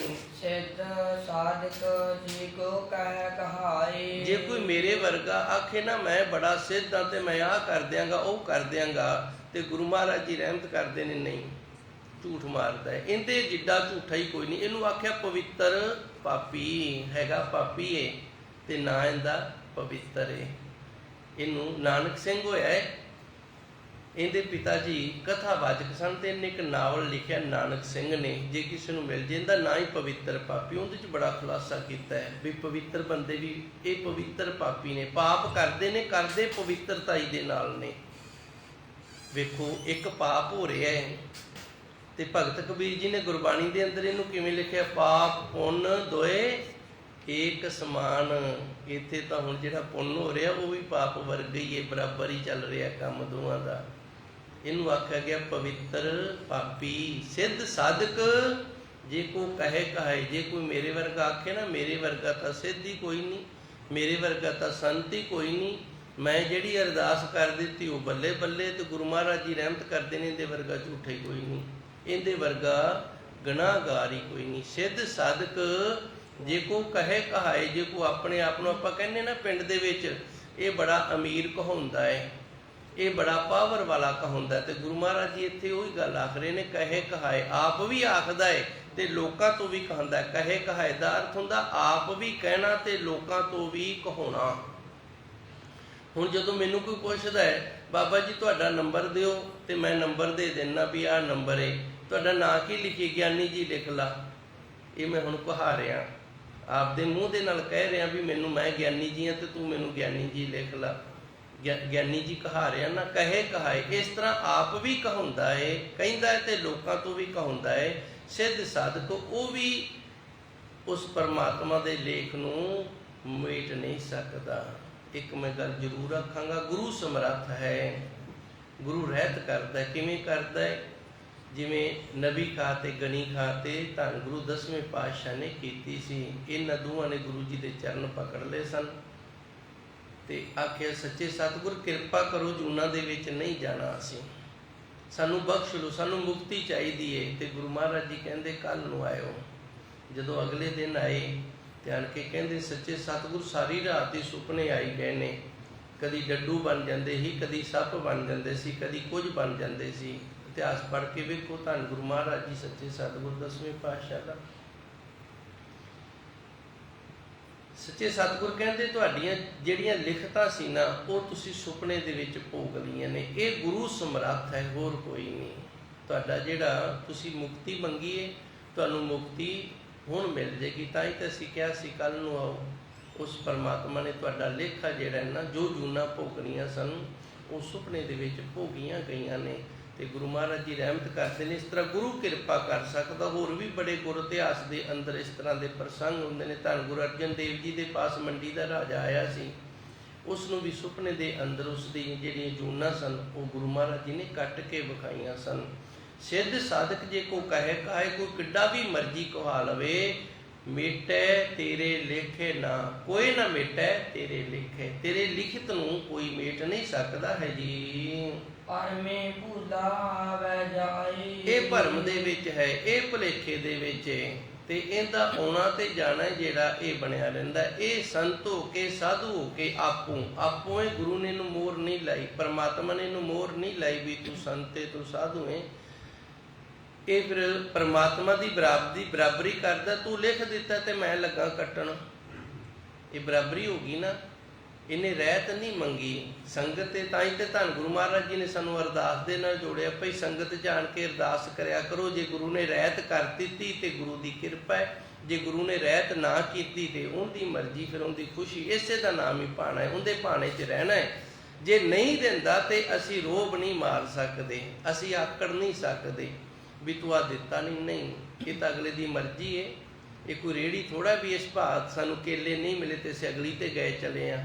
ਇੱਕੋ ਹੀ ਹੈ, ਇੱਕੋ ਹੀ ਦੁਕਾਨ, ਇੱਕੋ ਹੀ ਰੇਹੜੀ ਹੈ, ਇੱਕੋ ਹੀ ਅਕਾਲ ਪੁਰਖ ਵਾਹਿਗੁਰੂ ਹੈ, ਤੇ ਇੱਕ ਦੇ ਅੱਗੇ ਹੀ ਤਰਲੇ ਮਿੰਨਤਾਂ ਕਰਨੇ ਪੈਣੇ ਨੇ। ਜਿਹੜਾ ਨਹੀਂ ਕਰਦਾ ਭਰਮੇ ਭੁੱਲਾ ਆਵੇ ਜਾਏ, ਉਹ ਭਰਮ ਦੇ ਭੁਲੇਖਿਆਂ ਦੇ ਵਿੱਚ ਉਲਝਿਆ ਹੋਇਆ ਜੂਨਾਂ ਦੇ ਵਿੱਚ ਆਉਂਦਾ ਜਾਂਦਾ ਰਹਿੰਦਾ ਹੈ ਜੀ। ਸਤਿਗੁਰ ਸੇਵੈ ਸੋ ਜਨ ਬੂਝੈ। ਜਿਹੜਾ ਸੱਚੇ ਸਤਿਗੁਰ ਦਾ ਸੇਵਾ ਤੇ ਸਿਮਰਨ ਕਰਨ ਲੱਗ ਗਿਆ, ਸੇਵੇ ਦਾ ਅਰਥ ਹੁੰਦਾ ਹੈ ਸੇਵਾ ਤੇ ਸਿਮਰਨ ਕਰਨਾ। ਜੇ ਸੇਵਾ ਕਰ ਰਿਹਾ ਨਾ ਫਿਰ ਵੀ ਅੰਦਰ ਜਿਹੜਾ ਗੁਰੂ ਦੇ ਚਰਨਾਂ ਦੇ ਨਾਲ ਜੁੜਿਆ ਹੈ, ਤੇ ਜੇ ਸਿਮਰਨ ਕਰ ਰਿਹਾ ਤੇ ਫਿਰ ਵੀ ਜਿਹੜਾ ਅੰਦਰ ਗੁਰੂ ਦੇ ਚਰਨਾਂ ਦੇ ਨਾਲ ਜੁੜਿਆ ਰਿਹਾ ਹੈ, ਇਹਨੂੰ ਕਹਿੰਦੇ ਨੇ ਸੇਵੈ। ਸੇਵੈ ਉਹੀ ਹੈ ਮੇਰਾ ਤਾਂ। ਸਤਿਗੁਰ ਸੇਵੈ ਸੇ ਜਨ ਬੁੱਝੇ। ਜਿਹੜਾ ਸੱਚੇ ਸਤਿਗੁਰ ਦੇ ਸੇਵਾ ਤੇ ਸਿਮਰਨ ਦੇ ਵਿੱਚ ਲੱਗ ਗਿਆ ਨਾ, ਉਹਨੂੰ ਇਹ ਸਾਰੀਆਂ ਗੱਲਾਂ ਦੀ ਜੋ ਧੰਨ ਗੁਰੂ ਅਮਰਦਾਸ ਜੀ ਨੇ ਸਾਨੂੰ ਦੱਸੀਆਂ ਨੇ, ਸਾਨੂੰ ਸਮਝਾਣੀਆਂ ਕੀਤੀਆਂ ਨੇ, ਤੇ ਦਾਸ ਨੇ ਤੁਸ਼ ਬੁੱਧੀ ਦੇ ਨਾਲ ਗੁਰੂ ਦੇ ਬਖਸ਼ਿਸ਼ ਕੀਤੇ ਹੋਏ ਗਿਆਨ ਦੇ ਨਾਲ ਜਿਸ ਤਰ੍ਹਾਂ ਦੀ ਗੁਰੂ ਨੇ ਮੈਨੂੰ ਮੱਤ ਦੇ ਦਿੱਤੀ ਏ, ਉਸ ਤਰ੍ਹਾਂ ਸੰਗਤ ਦੀ ਸੇਵਾ ਹੋਈਏ। ਉਹਨਾਂ ਨੂੰ ਭਾਈ ਇਹ ਗੱਲਾਂ ਸਮਝ ਆਉਣਗੀਆਂ ਜੀ। ਓਮ ਮੈਂ ਮਾਰੇ ਤਾਰਰ ਸੂਝੈ। ਉਸ ਪ੍ਰਭੂ ਪਰਮਾਤਮਾ ਦਾ ਦਾਰੇ ਜਿਹੜਾ ਉਹਦੀ ਸੋਝੀ ਉਹਨਾਂ ਨੂੰ ਆਉਂਦੀ ਹੈ ਜਿਨ੍ਹਾਂ ਦੇ ਅੰਦਰ ਹਉਮੈ ਨਹੀਂ। ਹੁਣ ਹਉਮੈ ਕਿਹਦੇ ਅੰਦਰ ਨਹੀਂ? ਹਉਮੈ ਕੇਵਲ ਤੇ ਕੇਵਲ ਸਿੱਖ ਦੇ ਅੰਦਰ ਨਹੀਂ। ਤੇ ਸਿੱਖ ਕੌਣ ਹੈ? ਜਿਨ੍ਹੇ ਭਗਤ ਕਬੀਰ ਜੀ ਦੀ ਤਰ੍ਹਾਂ ਇਹ ਪਰਨ ਧਾਰ ਲਿਆ, ਰਾਮ ਠਗੌਰੀ। ਹੇ ਪਰਮਾਤਮਾ, ਹੇ ਵਾਹਿਗੁਰੂ ਤੂੰ ਠੱਗ ਹੈ। ਭਗਤ ਕਬੀਰ ਜੀ ਨੇ ਗੁਰਬਾਣੀ ਦੇ ਅੰਦਰ ਪਰਮਾਤਮਾ ਨੂੰ ਰਾਮ ਠਗੌਰੀ ਲਾਈ, ਰੱਬ ਨੂੰ ਠੱਗ ਆ ਕੇ, ਰੱਬਾ ਤੂੰ ਠੱਗ ਹੈ ਤੇ ਸਾਡੇ ਮਗਰੇ ਠੱਗਣੀ ਲਾ ਦਿੱਤੀ ਹੈ। ਇਹ ਮਾਇਆ ਮੋਹ ਨਾ ਜਿਹੜੀ। ਗੁਰਬਾਣੀ ਪੜ੍ਹਦੇ ਹੋ ਆਪ, ਸਹਿਜ ਪਾਠੀ ਹੋ, ਭਗਤ ਕਬੀਰ ਜੀ ਦਾ ਸ਼ਬਦ ਆਏਗਾ, ਸ਼ਾਇਦ ਸ੍ਰੀ ਰਾਗ ਮਾਝ ਰਾਗ ਜਾਂ ਗੌੜੀ ਰਾਗ ਦੇ ਅੰਦਰ ਹੈ, ਰਾਮ ਠਗੌਰੀ ਲਾਈ। ਇਹ ਤੁਕ ਨੂੰ ਸਰਚ ਮਾਰੋ ਤੁਸੀਂ ਵੈਬ ਤੇ ਪੂਰਾ ਸ਼ਬਦ ਤੁਹਾਡੇ ਸਾਹਮਣੇ ਆ ਜਾਏਗਾ। ਉਹ ਸ਼ਬਦ ਦੇ ਅੰਦਰ ਭਗਤ ਕਬੀਰ ਜੀ ਨੇ ਰੱਬ ਨੂੰ ਆਖਿਆ, ਰੱਬਾ ਤੂੰ ਠੱਗ ਹੈ, ਤੇ ਸਾਨੂੰ ਠੱਗਣ ਵਾਸਤੇ ਸਾਡੇ ਮਗਰ ਇਹ ਮਾਇਆ ਹੈ ਨਾ ਜਿਹੜੀ, ਇਹ ਠਗੌਰੀ ਲਾਈ। ਤੇ ਫਿਰ ਅੱਗੇ ਲਿਖਿਆ ਮੈਂ ਕਿਵੇਂ ਬਚਿਆ, ਇਹ ਵੀ ਲਿਖਿਆ, ਕਹਿੰਦਾ ਮੈਂ ਠੱਗ ਦੇ ਨਾਲ ਯਾਰੀ ਪਾ ਲਈਏ। ਭਗਤ ਕਬੀਰ ਜੀ ਕਹਿੰਦੇ ਨੇ ਮੈਂ ਫਿਰ ਕੀ ਕੀਤਾ? ਉਸ ਠੱਗ ਦੇ ਨਾਲ ਯਾਰੀ ਪਾ ਲਈ ਜਿਹੜੇ ਠੱਗ ਦੀ ਇਹ ਠਗੌਰੀ ਏ। ਤੇ ਜਦੋਂ ਪਰਮਾਤਮਾ ਦੇ ਨਾਲ ਦੋਸਤੀ ਪੈ ਗਈ, ਪਰਮਾਤਮਾ ਨੂੰ ਅਸੀਂ ਆਪਣਾ ਕਰ ਲਿਆ, ਤੇ ਫਿਰ ਉਸ ਦੀ ਠੱਗਣ ਵਾਲੀ ਇਹ ਮਾਇਆ ਸਾਨੂੰ ਨਹੀਂ ਠੱਗੇਗੀ। ਤੇ ਜੇ ਅਸੀਂ ਹਉਮੈ ਦੇ ਵਿੱਚ ਰਵਾਂਗੇ ਵੀ ਆ ਜਾ ਤੂੰ ਇਹਨੂੰ ਸਾਡੇ ਮਗਰ ਲਾ ਤੇ ਅਸੀਂ ਇਹਦੇ ਤੋਂ ਬਚਦੇ ਹਾਂ, ਤੇ ਫਿਰ ਨਹੀਂ ਬਚਿਆ ਜਾਏਗਾ। ਹਉਮੈ ਮਾਰੇ ਦਾ ਅਸਰ ਇਹੀ ਹੈ ਵੀ ਆਪਣੇ ਅੰਦਰ ਹਉਮੈ ਨਹੀਂ ਕਰਨੀ। ਨਾ ਬੰਦਗੀ ਕਰਦੇ ਆ, ਨਾ ਸਿਮਰਨ ਕਰਦੇ ਆ, ਨਾ ਸੇਵਾ ਕਰਦੇ ਆ, ਨਾ ਪਾਠ ਕਰਦੇ ਆ, ਨਾ ਸੰਗਤ ਦੇ ਵਿੱਚ ਬੈਠੇ ਆ, ਨਾ ਕਥਾ ਵਿਚਾਰਾਂ ਕਰਦੇ ਆ। ਹਉਮੈ ਨਹੀਂ ਕਰਨੀ। ਕਰਨਾ ਕੀ ਏ? ਪਰਮਾਤਮਾ ਤੇਰੀ ਇਸ ਠਗੌਰੀ ਦੇ ਅੰਦਰ, ਛਲ ਕਪਟ ਦੇ ਵਿੱਚ ਅਸੀਂ ਜਕੜੇ ਗਏ ਆ, ਸਾਡੇ ਨਾਲ ਠੱਗੀ ਵੱਜੀ ਹੋਈ ਏ, ਤੇ ਠੱਗੀ ਮਰਵਾਉਣ ਵਾਲਾ ਤੂੰ ਏ। ਕਿਰਪਾ ਕਰ, ਤੂੰ ਹੀ ਸਾਨੂੰ ਬਖਸ਼ਣ ਆ ਰਹੇ, ਤੂੰ ਬਖਸ਼ ਲਾ, ਇਹਦੇ ਤੂੰ ਸਾਨੂੰ ਬਚਾਉਣਾ ਕਰ। ਫਿਰ ਭਾਈ ਸੱਚੇ ਸਤਿਗੁਰ ਕਿਰਪਾ ਕਰਦੇ ਨੇ। ਜ਼ਰੂਰ ਇਹ ਪੜਦਾ ਹੈ ਨਾ ਜਿਹੜਾ, ਇਹ ਖੁੱਲ੍ਹ ਜਾਂਦਾ। ਹਉਮੈ ਮਾਰੈ ਤਾਂ ਦਰ ਸੂਝੇ। ਜਿਨ੍ਹਾਂ ਨੇ ਅੰਦਰੋਂ ਹਉਮੈ ਦਾ ਨਾਸ਼ ਕਰ ਲਿਆ, ਉਹਨਾਂ ਨੂੰ ਸੱਚੇ ਸਤਿਗੁਰ ਦੇ ਦਰ ਦੀ ਸੋਝੀ ਆ ਜਾਂਦੀ। ਹੁਣ ਦਰ ਦੀ ਸੋਝੀ ਕੀ ਹੈ? ਬਸ ਗਿਆਨ ਹੋ ਜਾਂਦਾ ਹੈ, ਪਤਾ ਲੱਗ ਜਾਂਦਾ ਹੈ, ਸੱਚਾਈ ਸਾਹਮਣੇ ਆ ਜਾਂਦੀ ਹੈ। ਜਿਹੜਾ ਪਾਜ ਹੈ, ਪੜਦਾ ਹੈ ਮਾਇਆ ਦਾ, ਉਹ ਖੁੱਲ੍ਹ ਜਾਂਦਾ ਹੈ। ਤੇ ਫਿਰ ਗੁਰੂ ਮਹਾਰਾਜ ਜੀ ਸੱਚੇ ਸਤਿਗੁਰ ਦੇ ਦਰ ਦੇ ਭਿਖਾਰੀ ਬਣ ਕੇ ਉਹਦੇ ਦਰ ਤੋਂ ਗਿਆਨ ਦੀ ਦਾਤ ਲੈ ਲਈ ਦੀ ਹੈ ਜੀ। ਏਕਸ ਤੇ ਸਭ ਦੂਜਾ ਹੁਆ। ਹੁਣ ਅੱਗੇ ਧੰਨ ਗੁਰੂ ਮਹਾਰਾਜ ਜੀ ਰਹਿਮਤ ਕਰਦੇ ਨੇ, ਇਹ ਮਾਇਆ ਕੋਈ ਆਪੋ ਨਹੀਂ ਬਣੀ। ਏਕਸ ਇੱਕ ਅਕਾਲ ਪੁਰਖ ਵਾਹਿਗੁਰੂ ਹੈ, ਤੇ ਇਹ ਜੋ ਕੁਝ ਵੀ ਅਸੀਂ ਵੇਖਦੇ ਹਾਂ ਨਾ, ਉਸ ਪਰਮਾਤਮਾ ਦਾ ਹੀ ਬਣਾਇਆ ਹੋਇਆ ਹੈ। ਏਕਸ ਤੇ ਸਭ ਦੂਜਾ ਹੁਆ। ਇੱਕ ਤੋਂ ਅੱਗੇ ਦੂਜਾ ਬਣਿਆ ਹੋਇਆ ਹੈ। ਦੂਜਾ ਕੀ ਹੈ? ਜਿਤਨਾ ਵੀ ਸੰਸਾਰ ਹੈ, ਮਾਇਆ ਹੈ। ਇਹ ਮਾਇਆ ਪੈਸੇ ਦਾ ਨਾਮ ਨਹੀਂ ਇਸ ਸ਼ਬਦ ਦੇ ਵਿੱਚ। ਇੱਥੇ ਮਾਇਆ ਉਸ ਪਰਮਾਤਮਾ ਨੇ ਜੋ ਪਰਦਾ ਬਣਾਇਆ ਹੋਇਆ ਹੈ, ਸੱਚ ਨੂੰ ਢਕਿਆ ਹੋਇਆ ਹੈ, ਉਸ ਦਾ ਨਾਮ ਹੈ। ਇੱਕ ਤੇ ਸਭ ਦੂਜਾ ਹੋਇਆ, ਇੱਕ ਅਕਾਲ ਪੁਰਖ ਵਾਹਿਗੁਰੂ ਤੋਂ ਹੀ ਇਹ ਸਾਰਾ ਕੁਝ ਬਣਿਆ ਹੋਇਆ ਹੈ ਜੀ। ਏਕੋ ਵਰਤੈ ਅਵਰ ਨਾ ਬੀਆ। ਬੀਆ ਦਾ ਅਰਥ ਵੀ ਦੂਜਾ ਹੁੰਦਾ ਹੈ। ਇੱਕ ਅਕਾਲ ਪੁਰਖ ਵਾਹਿਗੁਰੂ ਦਾ ਹੀ ਵਰਤਿਆ ਹੋਇਆ ਨਿਯਮ ਹੈ ਜਿਹੜਾ ਉਹ ਸਾਰਿਆਂ ਤੇ ਲਾਗੂ ਹੋ ਰਿਹਾ ਹੈ। ਜੋ ਕੁਝ ਵੀ ਹੋ ਰਿਹਾ ਹੈ ਇੱਕ ਅਕਾਲ ਪੁਰਖ ਵਾਹਿਗੁਰੂ ਦਾ ਬਣਾਇਆ ਹੋਇਆ ਨਿਯਮ ਹੈ, ਉਸ ਦਾ ਕਾਨੂੰਨ ਹੈ। ਉਹ ਕਾਨੂੰਨ ਸਾਰਿਆਂ ਦੇ ਉੱਤੇ ਵਰਤ ਰਿਹਾ ਹੈ। ਲਾਗੂ, ਵਰਤੇ ਦਾ ਅਰਥ ਹੁੰਦਾ ਲਾਗੂ ਹੋ ਜਾਣਾ। ਜਿਵੇਂ ਅਸੀਂ ਕਹਿ ਦਿੰਦੇ ਹਾਂ ਨਾ, ਇਹ ਸਾਡੇ ਰਿਸ਼ਤੇਦਾਰ ਦੇ ਨਾਲ ਅਸੀਂ ਵਰਤਦੇ ਹਾਂ। ਹੁਣ ਵਰਤਦੇ ਕੀ ਆ, ਉਹਦੇ ਨਾਲ ਸਾਡਾ ਲੈਣ ਦੇਣ ਹੈ ਨਾ ਜਿਹੜਾ, ਉਹ ਬੜਾ ਚੰਗਾ ਚੱਲਦਾ ਹੈ। ਜੇ ਘਟ ਜਾਵੇ ਤੇ ਫਿਰ ਉਹ ਆਪਣੇ ਕਰੇ ਤੇ ਆਪਾਂ ਆਪਣੇ ਕਰੇ, ਭਾਵੇਂ ਕਿੰਨਾ ਵੀ ਨੇੜੇ ਹੋਵੇ। ਕਈ ਥਾਵਾਂ ਤੇ ਇਸ ਤਰ੍ਹਾਂ ਦਾ ਵੀ ਵੇਖਿਆ ਹੈ, ਧੀਆਂ ਦਾ ਆਪਣੇ ਪੇਕਿਆਂ ਦੇ ਨਾਲੋਂ ਵੀ ਨਾਤਾ ਟੁੱਟ ਜਾਂਦਾ ਜਦੋਂ ਉਹ ਭਰਾਵਾਂ ਦੀ ਜਾਇਦਾਦ ਤੇ ਆਪਣਾ ਹੱਕ ਜਤਾਉਣ ਲੱਗ ਜਾਂਦੀਆਂ। ਪਹਿਲੋਂ ਤਾਂ ਵਿਚਾਰਿਆਂ ਨੇ ਵਿਆਹੇ ਹੁੰਦੇ, ਬੜਾ ਪਿਓ ਨੇ ਕਰਜ਼ਾ ਚੱਕਿਆ ਹੁੰਦਾ ਹੈ, ਕਈਆਂ ਨੂੰ ਤਾਂ ਜ਼ਮੀਨ ਵੀ ਥੋੜ੍ਹੀ ਬਹੁਤ ਇੱਧਰ ਉੱਧਰ ਕਰਨੀ ਪੈਂਦੀ ਹੈ, ਤੇ ਫਿਰ ਬਾਅਦ ਦੇ ਵਿੱਚ ਜਿਹੜਾ ਭਰਾਵਾਂ ਦਾ ਹੱਕ ਹੈ ਨਾ, ਕਈ ਉਹ ਵੀ ਮਾਰ ਲੈਂਦੀਆਂ ਨੇ। ਇਹ ਹੁਣ ਵਰਤਾਰਾ ਹੋ ਰਿਹਾ ਹੈ, ਵਰਤ ਰਹੇ। ਇੱਕੋ ਵਰਤ ਹੈ, ਇੱਕ ਅਕਾਲ ਪੁਰਖ ਵਾਹਿਗੁਰੂ ਉਹੀ ਸਾਡੇ ਨਾਲ ਵਰਤ ਰਿਹਾ ਹੈ, ਉਹਦੇ ਨਾਲ ਹੀ ਸਾਡਾ ਲੈਣ ਦੇਣ ਹੋ ਰਿਹਾ ਹੈ। ਤੇ ਕਾਹਦਾ ਲੈਣ ਦੇਣ ਹੋ ਰਿਹਾ? ਕਰਮਾਂ ਦਾ। ਜਿਸ ਤਰ੍ਹਾਂ ਦੇ ਅਸੀਂ ਕਰਮ ਪਰਮਾਤਮਾ ਦੀ ਕਿਰਪਾ ਰਹਿਮਤ ਦੇ ਨਾਲ ਕਰੀ ਜਾਂਦੇ ਹਾਂ, ਉਸ ਤਰ੍ਹਾਂ ਦੇ ਕਰਮਾਂ ਦਾ ਫਲ ਸਾਨੂੰ ਮਿਲਦਾ ਰਹਿੰਦਾ ਹੈ। ਏਕੋ ਵਰਤੈ ਅਵਰ ਨਾ ਬੀਆ।